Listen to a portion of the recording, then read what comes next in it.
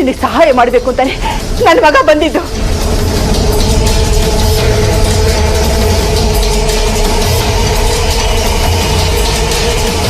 ಅದನ್ನಾದ್ರೂ ಮನಸ್ಸಲ್ಲಿ ಇಟ್ಕೊಂಡು ದಯವಿಟ್ಟು ಸಹಾಯ ಮಾಡಪ್ಪ. ಶತ್ರುಘ್ನ, ಆ ನಾಗಿಣಿಗೆ ನಮ್ಮೆಲ್ಲರ ಮೇಲೂ ಕೋಪ ಇದೆ. ಇವನು ಸತ್ರೆ ಅದರ ಪಾಪ ನಮಗೆಲ್ಲ ತಟ್ಟುತ್ತೆ.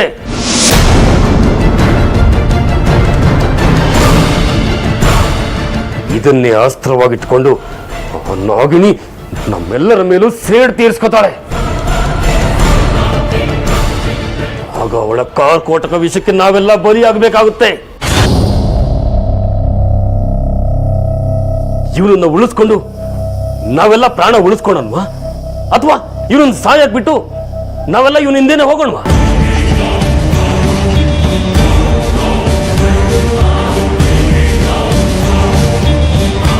ಇವನ್ನ ಉಳಿಸಿ ಪೂಜೆ ಮಾಡೋದು ಅಷ್ಟರಲ್ಲೇ ಇದೆ. ಅದೇನ್ ಮಾಡ್ತೀರೋ ಮಾಡಿ, ಆದ್ರೆ ಇವರಿಂದ ನಮ್ಗೇನು ತೊಂದರೆ ಆಗ್ಬಾರ್ದು. ರುದ್ರ,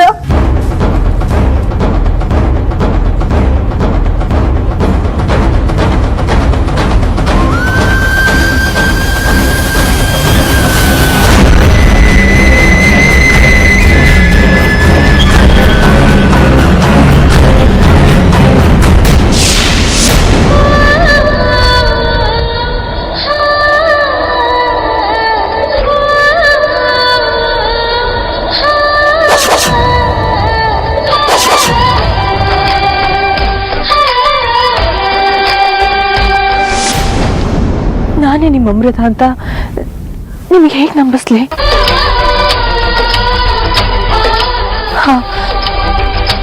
ಒಬ್ಬ ಪ್ರೇಮಿಗೆ ತನ್ನ ಪ್ರೇಮಿ ಕಣ್ಣುಗಳನ್ನ ನೋಡಿದ್ರೆ ಅವಳೇ ತನ್ನ ಪ್ರೇಮಿ ಅಂತ ಗೊತ್ತಾಗುತ್ತಂತೆ.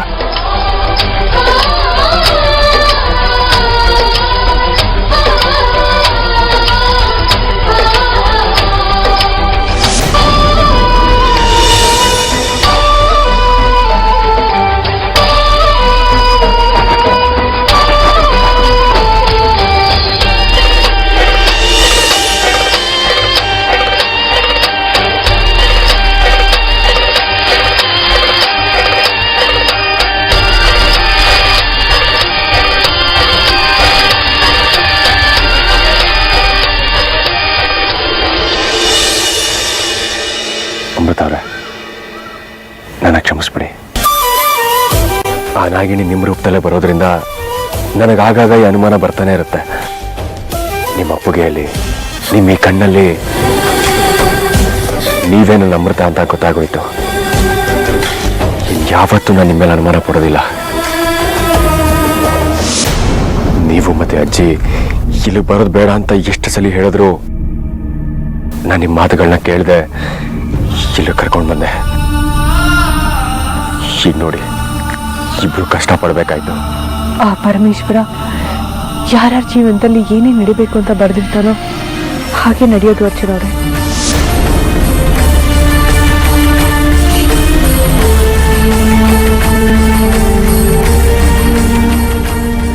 ಅಮೃತವ್ರೆ, ನಾವಿನ್ನೂ ಇಲ್ಲೇ ಇದ್ರೆ ನಮ್ಮ ಜೀವಕ್ಕೆ ಅಪಾಯ ಬರೋದಂತೂ ಸತ್ಯ.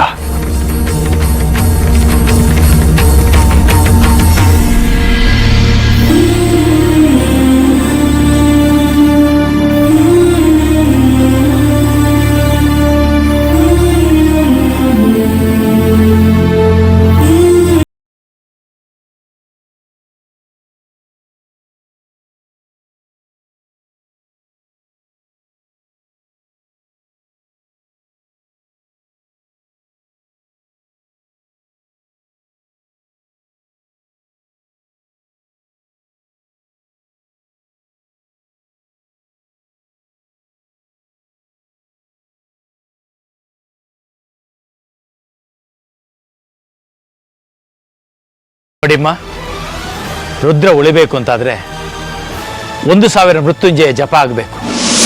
ಅದರ ದಶಾಂಶದಲ್ಲಿ ಹವನ ಆಗಬೇಕು. ಅದಕ್ಕೆ ಬೇಕಾದ ಎಲ್ಲ ತಯಾರಿನ ನಾನು ಮಾಡ್ಕೊಂಡಿದ್ದೀನಿ. ದಯವಿಟ್ಟು ನೀವು ಗಾಬರಿ ಆಗದೆ ಪೂಜೆ ಮಾಡೋದಕ್ಕೆ ನನಗೆ ಅವಕಾಶ ಮಾಡ್ಕೊಡಿ. ಆಯ್ತು, ನೀವು ಹೇಳ್ದಾಗಲೇ ಕೇಳ್ತೀರಿ. ನನ್ನ ಮಡ್ಲು ಮಾತ್ರ ಬರೀದ್ ಮಾಡಬೇಡಿ. ದೇವರಲ್ಲಿ ನಂಬಿಕೆ ಇಡಿ, ಎಲ್ಲ ಒಳ್ಳೇದಾಗತ್ತೆ.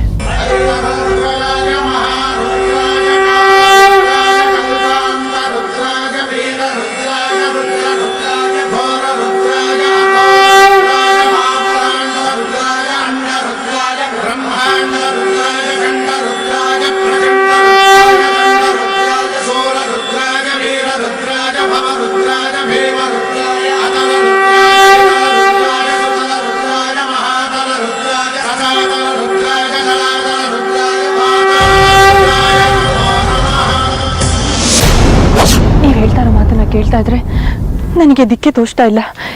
ಏನ್ ಮಾಡ್ಬೇಕು, ಎಲ್ಲಿ ಹೋಗ್ಬೇಕು ಒಂದು ಗೊತ್ತಾಗ್ತಾ ಇಲ್ಲ.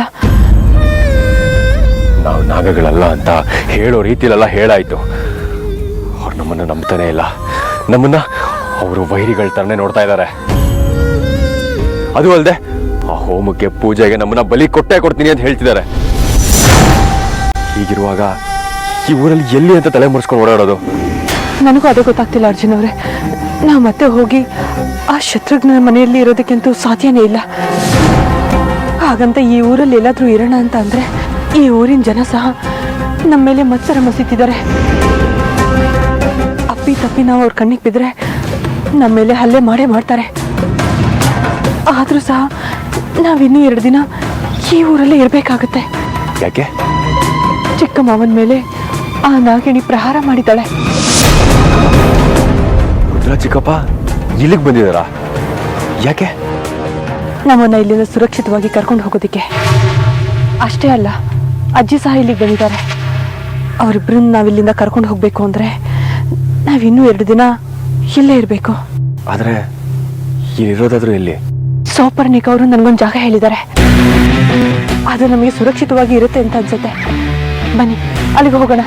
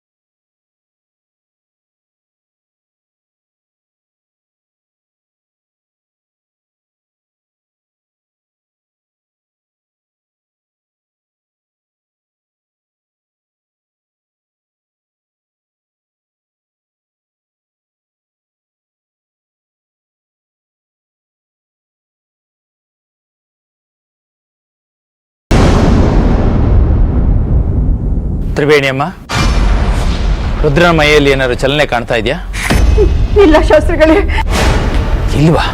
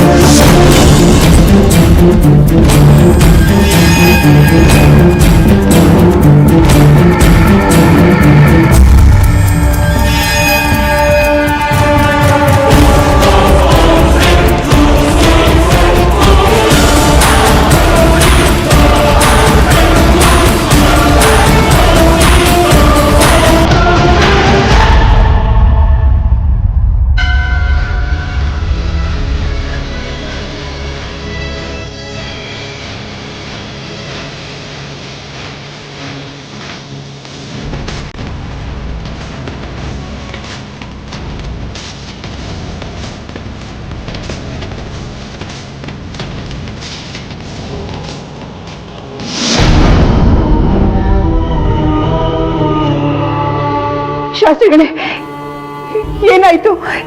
ಯಾಕೆ ಸುಮ್ಮನಾಗ್ಬಿಟ್ರಿ?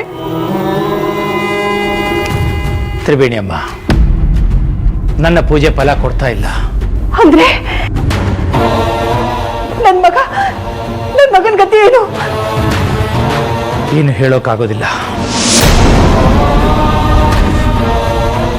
ಶಾಸ್ತ್ರಿಗಳೇ, ಕಾಯೋ ದೇವರ ಕೈ ಚೆಲ್ಲಿ ಕೂತ್ರೆ ಕಾಪಾಡು ಅಂತ ಯಾವ ದೇವ್ರನ್ನ ಕೇಳ್ಕೊಳ್ಳಿ ನಾನು? ನಾನು ಅನ್ಕೊಂಡ ಹಾಗೆ ಅಷ್ಟು ಸುಲಭ ಇಲ್ಲ ತ್ರಿವೇಣಿಯಮ್ಮ. ನೋಡಿ, ನಿಮ್ ಕೈಲಾಗ್ದಲೇ ಇರುವಂಥದ್ದು ಯಾವುದೂ ಇಲ್ಲ. ಏನಾದ್ರೂ ಯೋಚನೆ ಮಾಡಿ ನೋಡಿ. ಹೇಗಾದ್ರೂ ಮಾಡಿ ನನ್ನ ಮಗನ ಉಳಿಸ್ಕೊಡಿ ಶಾಸ್ತ್ರಿಗಳೇ, ನನ್ನ ಮಗನ ಉಳಿಸ್ಕೊಡಿ.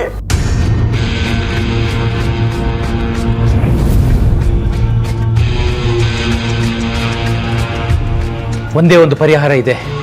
ಏನದು?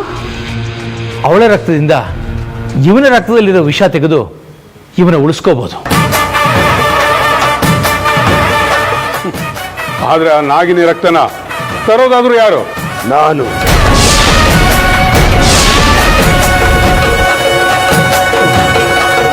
ಶಾಸ್ತ್ರಿಗಳ ಕೈಯಿಂದ ತಪ್ಪಿಸ್ಕೊಂಡು ಹೋದ ನಾಗಿನಿ ರಕ್ತನ ನೀವು ತರ್ತೀರಾ? ಯಾವುದನ್ನ ಹೇಗೆ ಪಡ್ಕೋಬೇಕು, ಯಾರನ್ನ ಹೇಗೆ ಬಗ್ಗು ಬಡಿಬೇಕು ಅಂತ ಈ ಭೈರವನಿಗೆ ಚೆನ್ನಾಗಿ ಗೊತ್ತು. ಆ ದಾರಿಯಲ್ಲಿ ಹೋದ್ರೆ ಎಲ್ಲ ಸುಗಮವಾಗುತ್ತೆ.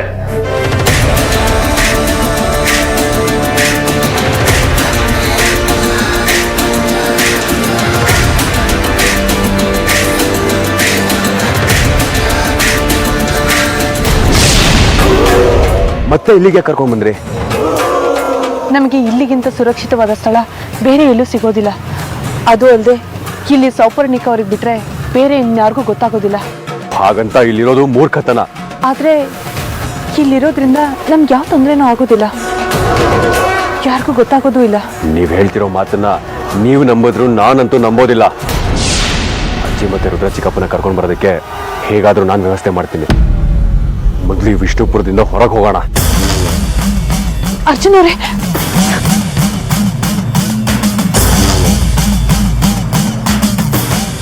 ನಾವು ಹೆಬ್ಬಾಗಲಿಗೆ ಹೋಗ್ತಾ ಇದ್ದ ಹಾಗೆ ನನಗೆ ಆ ಗರುಡ ಭಸ್ಮ ಗೆರೆನ ದಾಟೋದಕ್ಕಾಗೋದಿಲ್ಲ ಅಂದರೆ ಅರ್ಜುನ್ ಅವ್ರಿಗೆ ನಾನೇ ನಾಗಿನಿ ಅನ್ನೋದು ಗೊತ್ತಾಗೋಗುತ್ತೆ.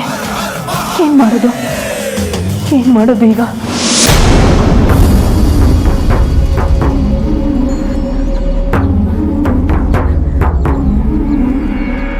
ಬಾಬಾ, ಇವ್ ನನ್ನ ಮಗ ಅಷ್ಟೇ ಅಲ್ಲ, ನಿಮ್ ಶಿಷ್ಯ ಅಪಾಯದಲ್ಲಿದ್ದಾಗ ಅವನ್ನ ಕಾಪಾಡೋದು ಗುರುವಿನ ಧರ್ಮ ಅಲ್ವಾ? ಹೌದು ತಾಯಿ.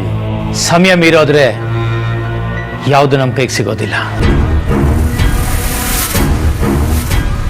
ಅದಾಗೋಕ್ಕೂ ಮುಂಚೆ ನಾಗಿನಿ ರಕ್ತ ಇಲ್ಲಿರಬೇಕು. ಭೈರವ, ಓಯ್ ಮಹಾಕಾಲ,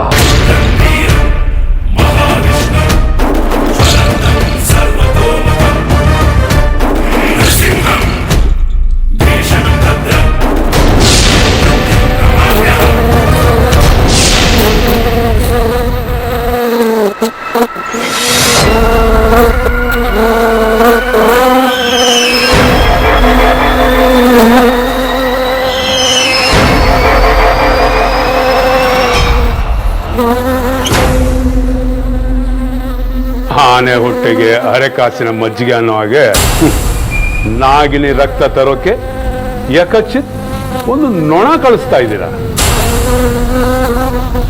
ಗಾತ್ರ ಮುಖ್ಯ ಅಲ್ಲ, ಅದರಿಂದಾಗೋ ಕೆಲಸ ಮುಖ್ಯ. ಸಿಂಗಳೀಕನ ತೋರಿಸಿದ ಸಿಂಹ ಅಂದ್ರೆ ಇಲ್ಲಿ ನಂಬೋಕೆ ಯಾರಿಗೂ ತಲೆ ಕೆಟ್ಟಿಲ್ಲ.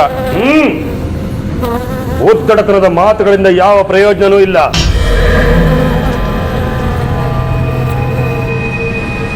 ಋಂಗರಾಜಂ ಆವಾಹಯಾಮಿ, ಋಂಗರಾಜಂ ಆವಾಹಯಾಮಿ, ಋಂಗರಾಜಂ ಆವಾಹಯಾಮಿ.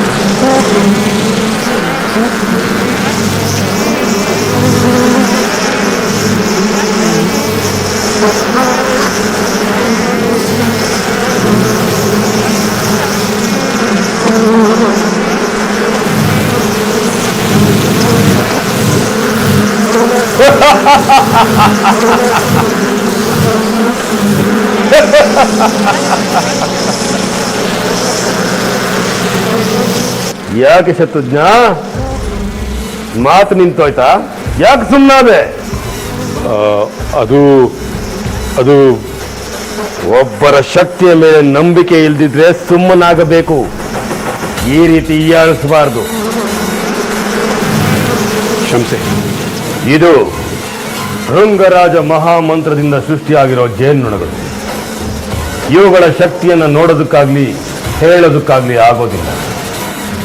ಒಂದೇ ಕಲ್ಲಿನಲ್ಲಿ 2 ಹಕ್ಕಿಗಳು ಅನ್ನೋ ಹಾಗೆ ನಾನು ಇವುಗಳನ್ನು ಉಪಯೋಗಿಸ್ತಾ ಇದ್ದೀನಿ. ಹೇಗೆ? ಈ ನೊಣಗಳ ಹಿಂಡು ನಾಗಿಣಿ ಎಲ್ಲೇ ಇದ್ರೂ ಹುಡುಕೊಂಡು ಹೋಗಿ ಅವಳ ರಕ್ತವನ್ನ ಹೀರಿ ಈ ಬಟ್ಟಲೊಳಗೆ ತಂದು ಹಾಕುತ್ತೆ. ಅವಳ ಮೈಯಲ್ಲಿ 1 ಹನಿ ರಕ್ತನೂ ಇಲ್ಲದೆ ಇರೋದ್ರಿಂದ ಅವಳಲ್ಲೇ ಸತ್ತು ಸಮಾಧಿ ಆಗ್ತಾಳೆ. ಇಲ್ಲಿ ನಮ್ಮ ರುದ್ರ ಬದುಕ್ತಾನೆ.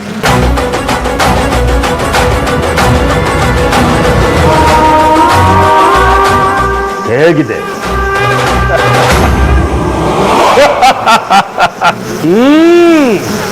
ಹೋಗಿ.